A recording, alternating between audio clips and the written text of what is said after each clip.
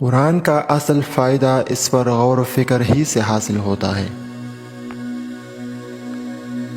انسان کو پستی و ذلت سے اٹھا کر خودداری و عزت نفس کے بلند ترین معراج پر پہنچا دیتا ہے۔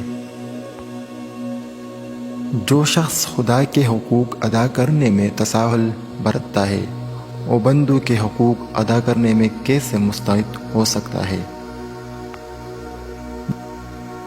جو لوگ خدا سے بے خوف اور آخرت کی جوابدہی سے غافل ہیں وہ اختیارات پا کر حد درجہ ظالم، خائن اور بدراہ ہو جاتے ہیں۔ حضرت امام حسین نے نمونہ پیش کیا ہے، اگر حکومت مسلمانوں کے ہاتھ میں ہو اور وہ غلط راہ پر جا رہی ہو تو اس کے خلاف جدوجہد درست ہے۔ آدمی کی سب سے بڑی ذلت یہ ہے کہ وہ باطل کو طاقتور دیکھ کر اس کی غلامی قبول کرنے کے لیے آمادہ ہو جائے۔ ہماری کشمکش اس ذہنیت کے ساتھ ہونی چاہیے جس کے ساتھ ایک ڈاکٹر بیماروں سے کشمکش کرتا ہے۔ دراصل وہ بیمار سے نہیں لڑتا ہے اور اس کی تمام تر جدوجہد ہمدردی کی روح سے لبریز ہوتی ہے۔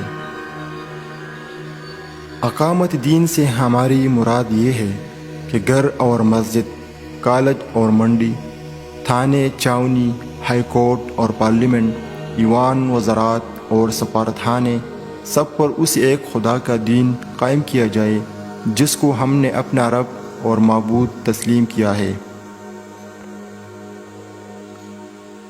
اسلام کا پہلا کام یہ ہے کہ وہ انسانی اخلاقیات کو ایک صحیح مرکز و محور مہیا کر دیتا ہے جس سے وابستہ ہو کر مسلمان سراپا خیر بن جاتا ہے۔ جاہلوں سے بحث، مناظروں اور نفسانی مجادلوں میں نہ الجھے۔